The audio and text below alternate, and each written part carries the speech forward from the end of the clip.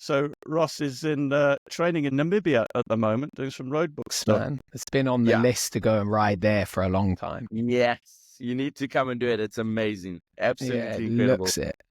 Some serious sand dunes, it looks like. Yeah. Dunes, open desert, to get a bit of everything. It's exactly like Saudi, so it's pretty cool for us. Yeah, nice. Yeah. Is that quite different to where you're from in Botswana, or? A little bit. Like we've got like some open desert in Botswana, but we don't have this big sand dunes. We've got the smaller sand dunes. So for us, it makes sense to come here. We've got everything, and it's obviously a really nice place to visit. And my European teammates come out and they love it. And obviously it's cost effective for the entire team here. So yeah, it's a really good package, really good place to be in at the moment. Yeah, nice. First of all, a massive congratulations. Welcoming Ross Branch, 2024 World Rally Raid Champion. That's amazing, Ross. Well done. How does that make you feel? Thanks, guys. Thanks so much for having me on the show. And I feel on top of the world. It's been a long year, a tough year, some ups and some downs, but really, really feeling good and motivated. And obviously, we didn't have much of a break. We went straight into testing and training for Dakar 2025, which is just around the corner. Amazing. And your nickname, the Kalahari Ferrari, easily the best nickname in all of sports, I would say. Tell us, I think it's quite a good story behind that, isn't it? You didn't think of it, somebody else thought of it, right?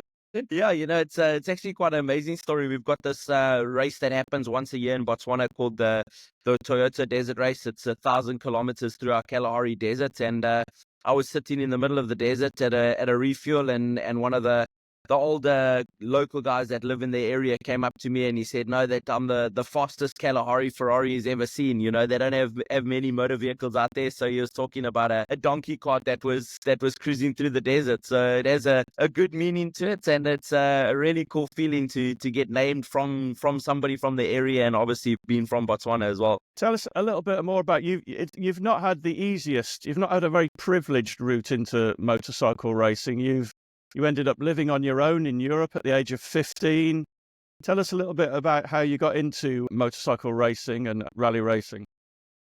Yeah, it's been a long road for sure. 33 years of ups and downs, but we had to make a decision. To race motocross for a living, you've got to leave home at an early age and get to Europe or to the States. And I left to Germany. I went to go race for KTM, for Bodo Schmidt in Germany at the age of 15, and lived by myself. And yeah, it was a tough road, but no regrets at all. It really helped shape me into the athlete that I wanted to be, and really was great for my career. And I raced motocross over there for about 8 years, and then decided to come back to South Africa and pursue the national championship. And after the national championship, I wanted to get into the cross country side of things. So yeah, started riding cross country a little bit later in my career than I'd hoped, but it was awesome. I won the championship there a couple of times, and the next thing on the list was obviously Dakar. I've dreamed of it since a little kid. I went to go watch the Dakar in '92 when it came from Paris to Cape Town, and just my dad and myself. And from that day, I knew that I wanted to just compete in it. I didn't know how it would go, or if it would be easy or hard, or I just wanted to cross the finish line. So in 2019, set sail for the Peru event, where it was 100% Peru, and I loved it. I loved every second of it, but the goal was just to finish, and we got to finish, first rookie of the year, and it was amazing. It was a good feeling, but I felt that I left something on the table, so we wanted to go back in 2020, and obviously super expensive, but I had some really cool partners and some supporters that got behind me and backed me for it, and managed to win a stage in 2020, which was a dream come true. From there, then it was obviously into some factory deals, and really proud, really privileged to where we are today, to be with Hero Motorsports, and really just in a good place at the moment, and super happy with how the cross country side of my career turned out. So it seems amazing that so many great riders. I started watching the Dakar back in the 2000s when it was all Europeans that were winning, the days of Coma and Dupre, but now we're seeing a lot more Africans, we're seeing Australians, and we're seeing US people doing incredibly well. And obviously, you guys have got the terrain to go out and do the training. Tell us a little bit about Jaweng and the rest of Botswana and where you train. I've done my homework. Yeah, we're really lucky. I think Dakar as a whole has grown so much, and it's not just Europeans anymore. It's the whole world is competing at Dakar, and there's it's doable for everybody. And I think there's a lot of talent to come. I think it's going to get even faster than it is at the moment, and yeah, we're really lucky. Southern Africa has the terrain to do it. I'm actually up in Namibia at the moment doing some training.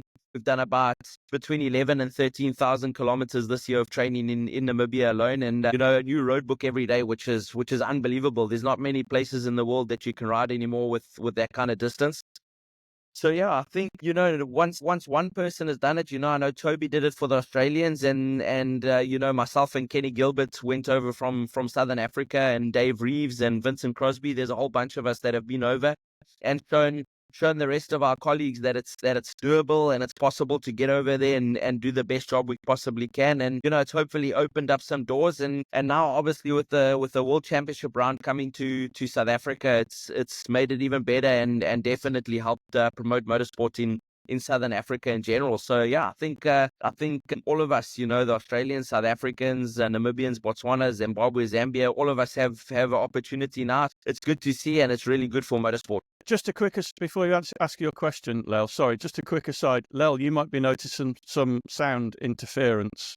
Don't worry about that, because the recording is actually recording directly to Ross's device, and it will upload to the cloud, so we'll get a nice clean recording and a much clearer video as well. I just wanted to tell you that because you might be stressing about editing the video later. Good. I'm not stressed about anything. So you mentioned when you did your first Dakar, you felt like you left something a little bit on the table and you wanted to come back. What were your big takeaways from that first year? In terms of was it more difficult than you expected? Was it easier than you expected? Where did you make those gains to then come back the year after? Yeah, it was really tough. I think it was a little bit more difficult than I expected with the whole navigation side of things, because in South Africa we don't ride with navigation like that. We just follow stickers, so it's more like a Baja kind of style racing. Yeah, I knew that I had to finish. Obviously, if you don't finish Dakar, it's really difficult to go back for the second year. The sponsors want to see you cross that finish line, obviously, to get the gain that they need out of sponsoring you. I needed to go. I needed to take a chill. I needed to take a step back and just focus on getting to the finish line.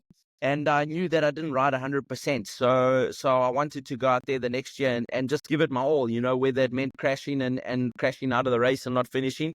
I wanted to see exactly where I stood with the best riders in Rally Raid World. Yeah, the first year was a real eye-opener. I was really lucky enough. I didn't need to do a World Championship to qualify for Dakar. So I went there with absolutely zero navigational experience. I didn't know how any of the navigational equipment worked on my bike, and there was a lot of questions to be asked. So it took me a long time to get going. But yeah, all in all, it was a good stepping stone, and I'm really glad that I finished the first year, because I think once you get that monkey on your back of not finishing Dakar, it's really difficult to go back again and again to try and get a finish, and then obviously to try and get a good result. Yeah, I think it worked in my favor. We had some really scary moments in the first Dakar, that's for sure, but glad I got across that finish line. What were the kind of moments? Were they moments where you crashed, or were they moments where just the shit hit the fan and you had that feeling I don't know if I can actually get this to the end? Yeah, I had a couple of crashes, and then also, just second guessing yourself. And then there was people passing you, and as a competitor, yourself as a competitor, it's never cool when somebody passes you. So to actually try and rein it in a little bit and let those people go and try and catch them the next day, that was really hard for me to try and learn. So to slow myself down was a difficult part. But also, there's a million things going through your head when you get on the bike and you want to ride and you want to impress everybody and you want to impress your sponsors, you want to impress the people back home. At the time I was a national champion in South Africa, so yeah, it was difficult to try and hold it back a bit. One of the things we're really keen to explore, and we're going to talk about that a little bit more on the evening as well, is I know the difference between the way I ride and the way Llel rides. I might give myself a 2 out of 10. Llel, generous, maybe a 5 out of 10, but you're up there with the best in the world, Ross.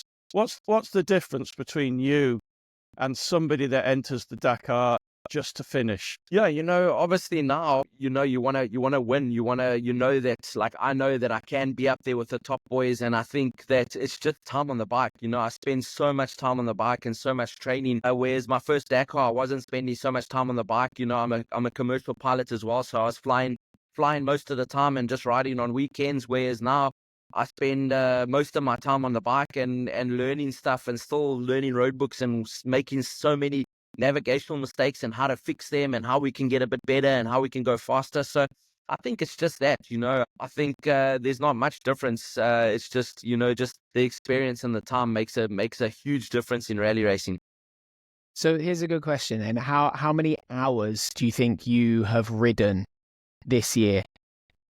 Wow, I don't know. Like that's a good one. Like I say, I've done 11,000 kilometers here. That's excluding the racing and excluding the kilometers I've done back at home in Botswana. So most of the year has been on the bike. Like today, for instance, we've been on the bike for 6 hours. Yesterday we were on the bike for 5.5 hours. The day before that we were on the bike for 7 hours. So it adds up really quickly, and that's just 1 week. I have spent majority of this year on the bike, that's for sure. If not in an aeroplane traveling to races, I'm on the bike. No, because it's an interesting, it's a very interesting point you raised. It's like I've kind of been like a decent amateur rider all my life, but I never made it to that pro level where you can kind of go all in.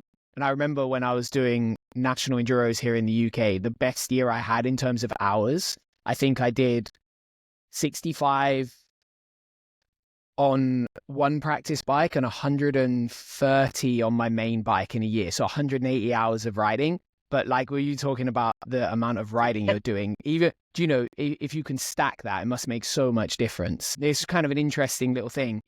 I think one of the things that really interests me about are you appreciating Ross or just making excuses for yourself? No. I'm kind of just blown away, really. When you say like, oh, I've done 11,000 Ks of practice this year, like it's monumental. You've done a Dakar's worth of practice riding outside of all the racing you've done. Like, if you think about it like that, it's pretty mad. So when you first got your factory ride, you went from being a privateer riding on a Bass. You were on Bass, right? When you went to Dakar. So you went from that ride to factory Yamaha. What was the biggest difference for you in making that jump from being like a well-funded privateer to being a full-time factory Dakar rider? Apart from it being financially viable, so your future's kind of secured that you are going to go back to Dakar, which was a huge thing as a privateer. You never knew if you could raise the money or if you got the sponsors to go as a privateer. So I think for me, it was more the security. Okay, I'm going back to Dakar.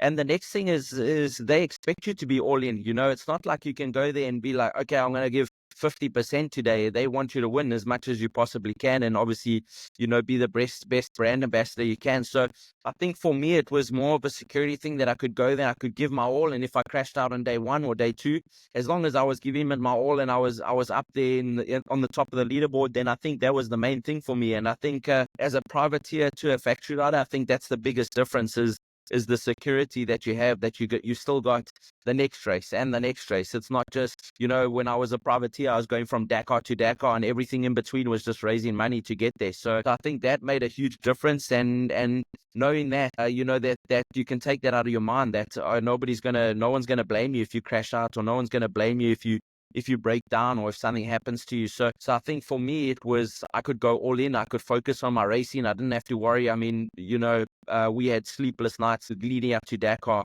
when we had to raise our own money because we had to take personal loans and we had to borrow money from everybody. And it was really stressful. As when I went as a factory rider, I knew that I'm there to race my motorcycle and I'm going to give it my all. And that's what I did. So I think for me, it was just a financial security that helped me a lot. Did it, for your mentality with that race, obviously it sounds like it unlocked a little bit for you because you had the pressure of maybe not having to finish to make sure you could raise the money next year, but did it come with added pressure, or for you was it just like a line of freedom where now you can go like as hard as you can go and what happens? Yeah, for me personally, I put a lot of pressure on myself. I don't like disappointing anyone, and I was given an opportunity of a lifetime. So for me, I put all the pressure on myself, which worked a little bit against me in the first couple of years because I made some stupid mistakes and, ended up on my head and ended up, DNFing a Dakar because of a stupid mistake. So I think the pressure got to me, but it was not from the team at all. It was just from me. But I'm really lucky that I've got some really good friends in the sport that help me manage that. I think, coming in as a younger, experienced rider, I wasn't young, but I was less experienced than the other guys. I had some good idols that I was looking up to, and those guys were helping me just bring the level back a little bit and go fast when I could go fast and slow it down when I needed to slow it down. So that's a really fine line between getting on a factory bike and obviously being a privateer as well. And yeah, I did kind of go all in, but I it was think, awesome to watch yeah. as a punter. It was so good to watch. The same as like De Sultre, right? When you watched him ride, there was no middle ground. It was like 100 or nothing. It looks cool. That's So all you. yeah. Yeah. But those clips also make great highlights, right? When you're like bucking through the camel grass and you're on the limit and jumping dunes. Those are the bits that everyone watches. So yeah. Yeah, for sure. And I needed to do something. So I was on the gas everywhere that I could be, and some places where I should have been slowing down, I was probably going way too fast. So That's the bit that terrifies me, Ross. How do you develop that kind of speed when you're going through pretty much unknown territory? How does that speed come? I think I'm really lucky to have raced in Southern Africa on my cross-country career because the racing in South Africa is unbelievably fast. I think it's the same in Australia. The guys are going so fast through the bush, unknown terrain. We not know it's coming, and we just rely on the guy that's marked the track to put some danger stickers where there's a danger. And sometimes they also miss a couple of dangers, which we hit, which are not so fun. But I'm really grateful to have been in that series, and obviously it helped a lot when it comes to Dakar. Obviously, we don't ride the Dakar bikes, but it did set me up for the speed that we need to do. Do you think that's why that terrain and the kind of racing you've got in the US and Southern Africa and Australia is why we've seen the transition away from like European dominance in Dakar? Because obviously it's kind of coincided a little bit with the transition to Saudi as well, where like when I did Dakar in South America, there was some open desert stuff, but there was also a lot of stuff that was track based. Like it wasn't a million miles from riding in like Portugal, for example, where you have just lots of mountain tracks. Do you think those two things coinciding is why that's changed? Definitely, without a doubt. I think it's lent to in our favor because the riding is pretty similar. Obviously, we've got to get used to the aspect of going for so many days in a row, which obviously the Europeans are also still used to, and they've been doing it for many, many years. But I think it's given us the upper hand where we can train in the open desert, where we've got the dunes. We can go out and do 500 Ks, whereas in Europe there's not many places you can do that. You've got to fly over to Morocco or go to Dubai to get that kind of distance. So yeah, I think for sure it's worked in our favor, and yeah, I'm really happy it has, and grateful that the timing has worked out pretty well for us. So you were second last year, Ross, on a Hero. Did Hero expect that kind of a result, or was that something of a surprise to you all? To be perfectly honest with you, I think we all kind of knew it was possible. The team has been absolutely incredible. They work so hard. They've been doing it for so many years. They've got the experience. They've got the people that they need there. Everything was in place. It just came down to us putting all the pieces of the puzzle together. So I don't think there were many people that kind of expected it, which came to a surprise for the rally raid world. But we knew we had everything to do it. Yeah, just obviously it's such a long rally. It's such a beast of a race that everything has to fall together perfectly. So I know that everybody at Hero was ecstatic. That there were so many long hours of working and so many hard years of ups and downs, and obviously losing Paolo a couple of years ago was huge to them. So I think, for me, they took a big risk on me, also taking me on the team. So for me personally, to give them that kind of award back was really close to my heart, and I think everybody knew that. And we like a family at Hero. Everybody gets on with everybody. We know everybody, all the technicians, all the mechanics. Everybody knows everyone. So it's a really small family. But we might be a small team, but we definitely have big goals, and we push everything we can to get those. And I know now, we haven't stopped since the last round in Morocco till now. We've been working flat out to try and get better and better. And yeah, I think, we up there with the biggest manufacturers in the world when it comes to rallies. And yeah, we're excited for the future. So I think the Hero team is also a pretty interesting one because, for the most part, it's quite an unknown, right? Like that bike is only ridden by you guys essentially. Like, and a few years ago, obviously, it was kind of a bit more tangible when it was based on the BMW. How is that bike to ride now? And especially coming from the Yamaha, which was based on an enduro bike, and it was good, I think, if you're my level, but it looked like maybe at your level, you were on the limit a little bit. How's that transition been? What's that new bike like? What it actually is it now?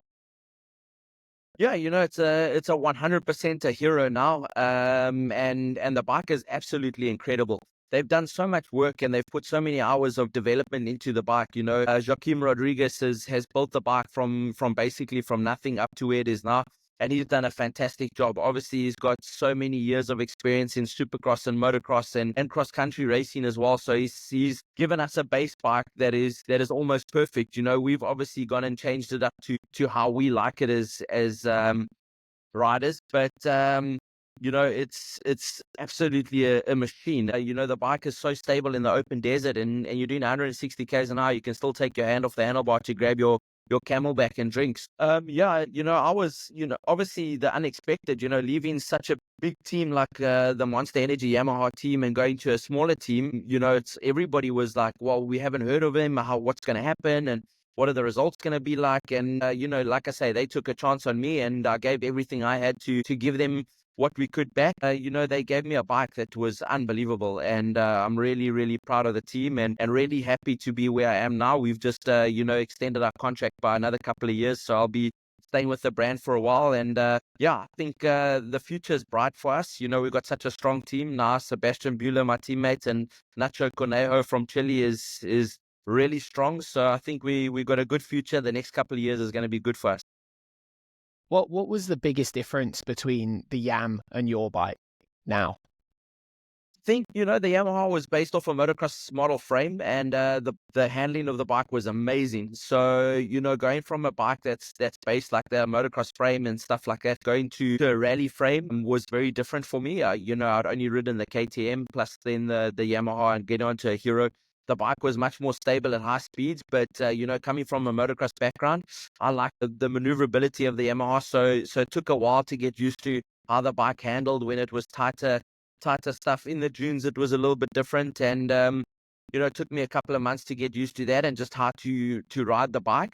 And once I got that, I fell in love with it. And now obviously with the new changes on the bike, we've gone to better handling bike, which is what's needed now at Dakar, because they're making the routes so tight and technical to try and lower the speeds. So I think we got the best of both worlds. We still got the stable frame, but we've also got the maneuverability that we needed. And so yeah, I think now we're looking at 100% what kind of bike I like to ride. So in 2020, you were 21st. It was only your second Dakar, which was a pretty amazing result. Last year you were second. This year, who knows? One step higher, hopefully. What has changed in you apart from the bike? How have you improved?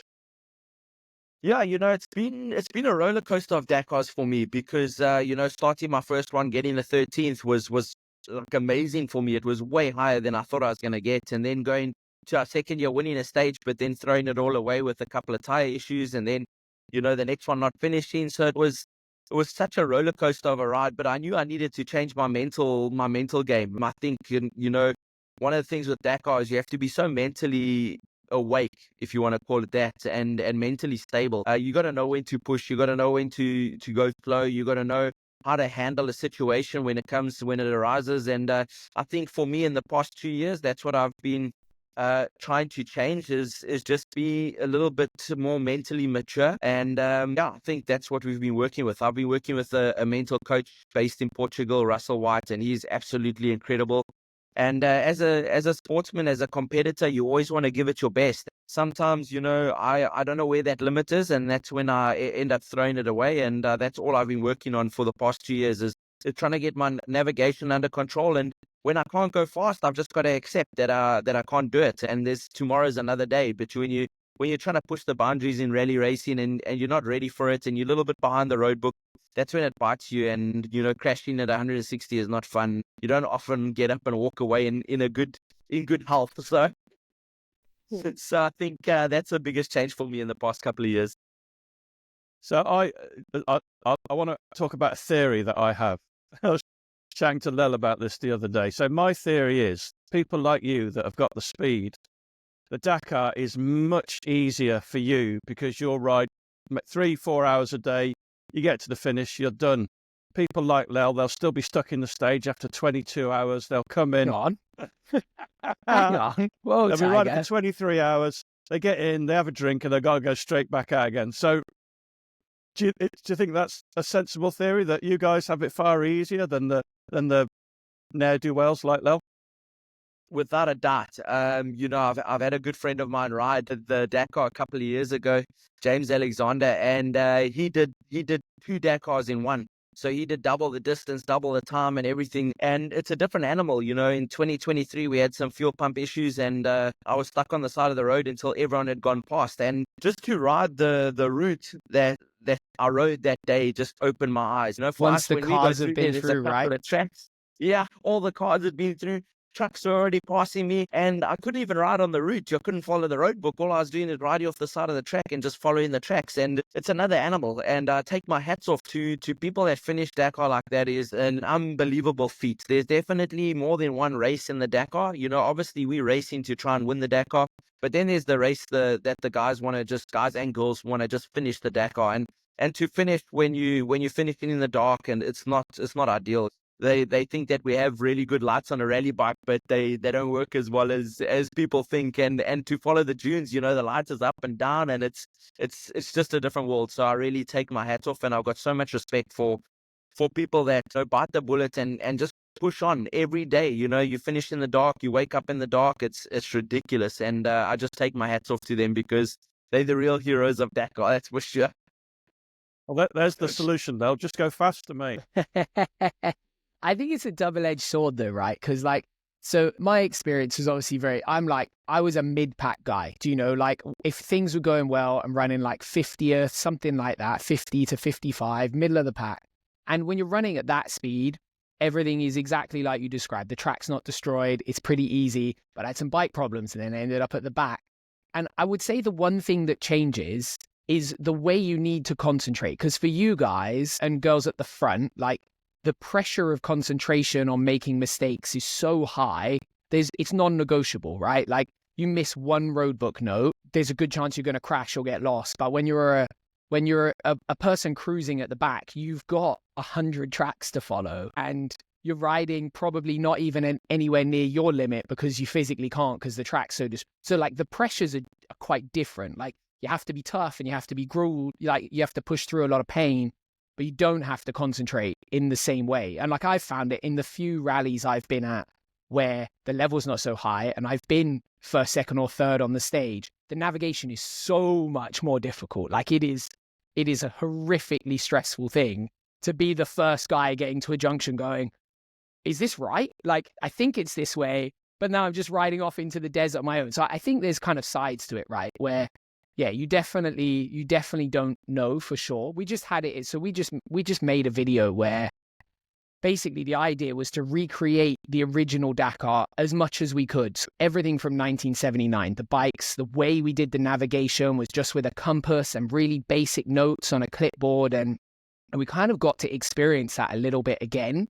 And again, the level of concentration you need on the information is so difficult. It's a really I think it's one of those things, you touched on it, that having a bit of faith in yourself maybe and learning to trust that some days I got to ride slow, some bits I got to, all of that stuff. It was so difficult to go back and have really crappy navigation and just go through this process of there's no tracks here because I'm the first person. I've got to trust that I've made the right choice here. That pressure must be immense. Was that a big transition for you when you first started running at the front?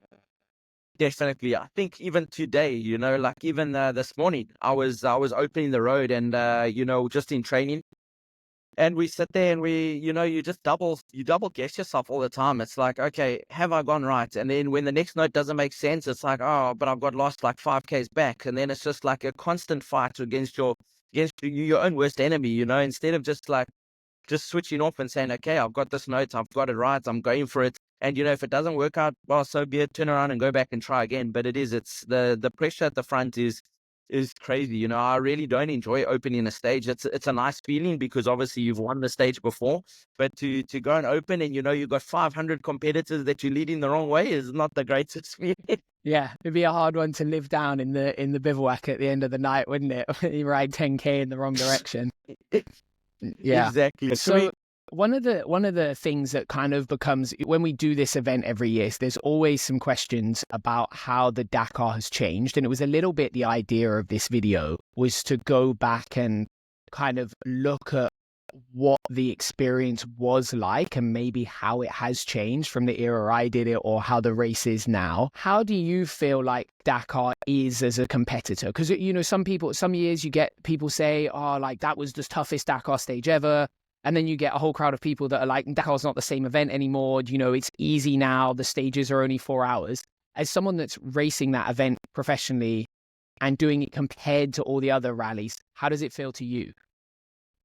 I can't take away from the past or I can't add to the future. I think for us, it's extremely difficult because of the speed that everybody's running at. A couple of years ago, you'd have somebody win a Dakar by an hour, 2 hours, and now you're having them win by a few minutes. We're having 450K stages that we're racing motocross, and it's just like wide open. But then also back in the day, they didn't have campers to sleep in, so there's a little bit of everything that changed, and I take my hats off to everybody that's done Dakar. It's a beast of a race, if it was 10, 20 years ago, or if it's now, and anybody that's going to do it in the future, it's going to be one of the craziest experiences of your life. It doesn't matter who you are and what you do or where you're going to finish. It's still going to be one of the craziest adventures you've ever done. But I have seen a change for sure.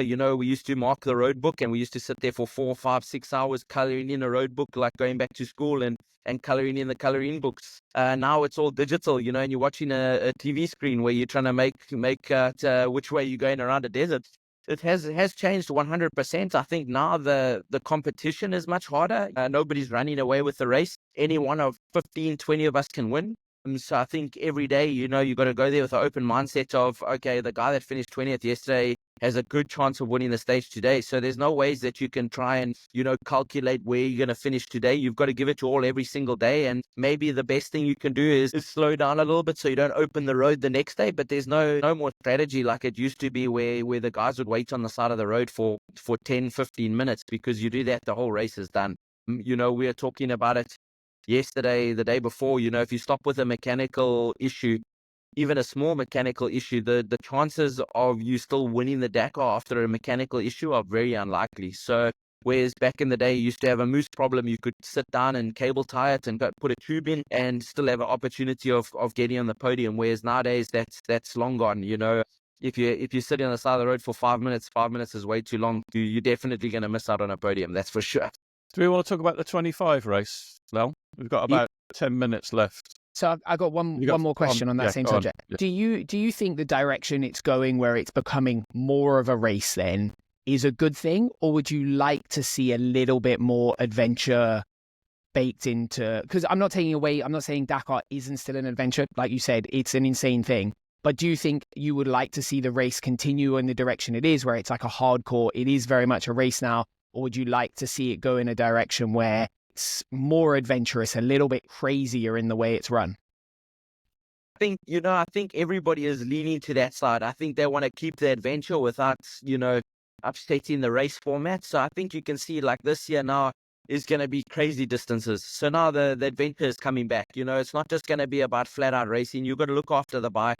It doesn't matter what bike it is, to do those kind of kilometers that we're going to face in 2025, flat out all the way, the chances of something happening are very high. So I think they're leaning towards that. The 48-hour stage is now adventure. You can't go all out. You got to look after the bike. You got to sleep in a tent at night and talk with your mates. There's no mechanics. There's there's a lot of things that are leaning towards the adventure side. And I think, Castera is the best thing that could have happened to the modern day Dakar, because he's all ears. He likes to hear from everybody, from the guy that's winning the Dakar to the guy that's losing the Dakar to the guy that's spending nights out in the desert. So I think he's trying to make the best of all the different worlds that he's got to try and put together. So I think, I'm happy that we can go out there and race each other flat out. And I think from a motorsport side of things and a fan base, I think that's what people want to see. I think people still watch the computer screen on a daily basis to see who's leading and how did they lose 2 minutes there, 3 minutes there. I think that's like keeping the momentum of the race side of Dakar going. But then when you have the long stage, like the 48 hours, we've got 48 hours and we've got a marathon stage in 2025. So I think that's bringing the adventure side back. Who knows, in the future, they could have 3 or 4 days where we don't see a mechanic, which will, change the whole race dynamic completely. I think at the moment they're testing a whole bunch of new things and it's trying to keep the adventure side, but also keeping all the manufacturers are happy, with the racing side. Because at the end of the day, no matter what we do, you win the race on Sunday, you sell a bike on Monday, and I think it's going to stay like that forever.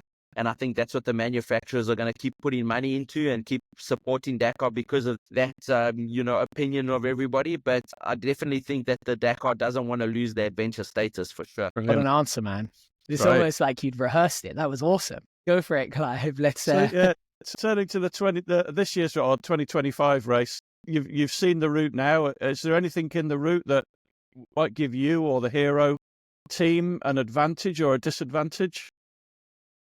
From my side personally, I love the longer stages. It's so much more of a challenge for everybody. It's the same for everybody. We've got long days on the bike, that's for sure. We're going to have early mornings. It's going to be freezing cold during the morning rides to the start. So I like the challenge of the longer stages, but obviously with the longer stages, there's so many more things that can go wrong.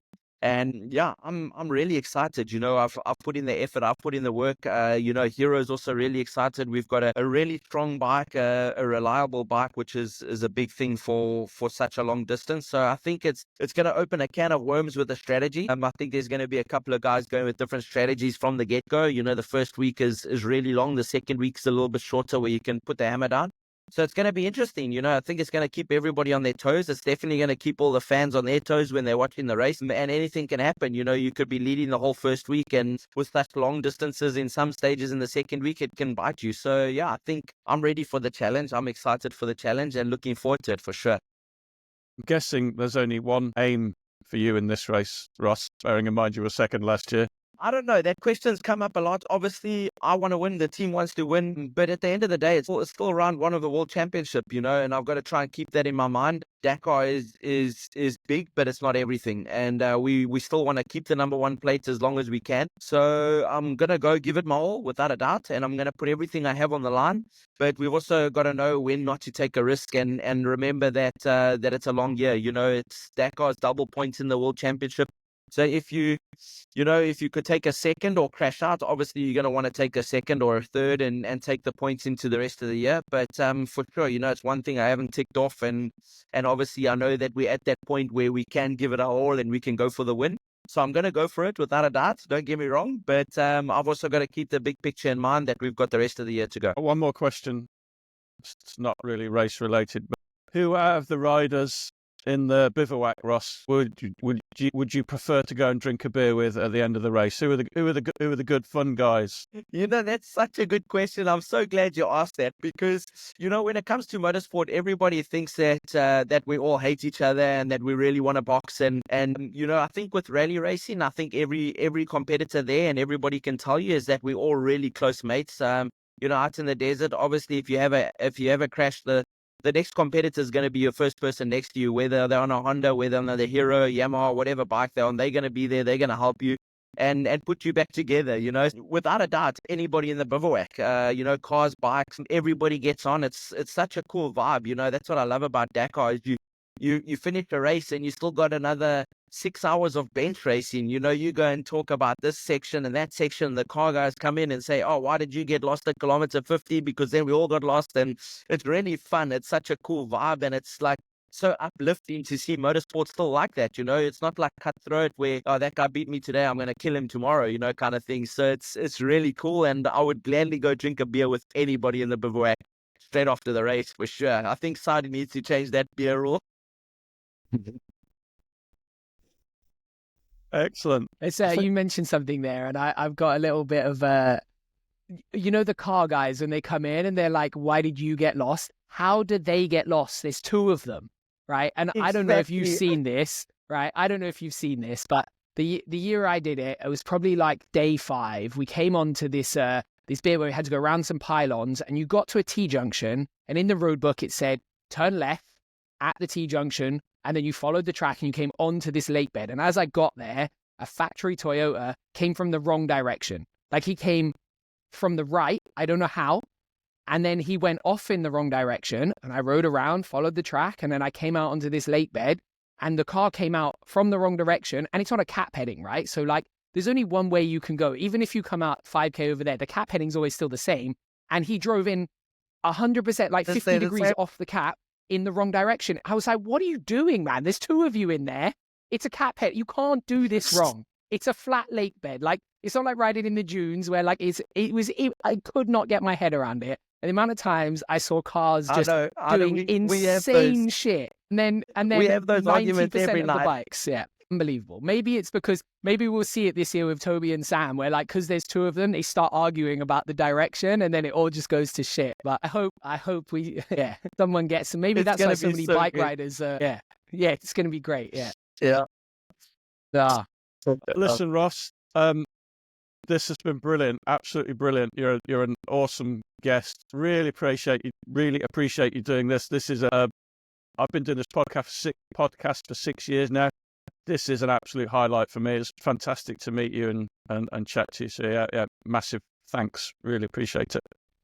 Thank you, guys. Thank you so much for having me on the show. And please let's catch up soon again. And thank you for getting us rally racers out there. And we really appreciate all the support. And we're looking forward to a good Dakar. And I really hope I can catch up with you guys shortly after Dakar.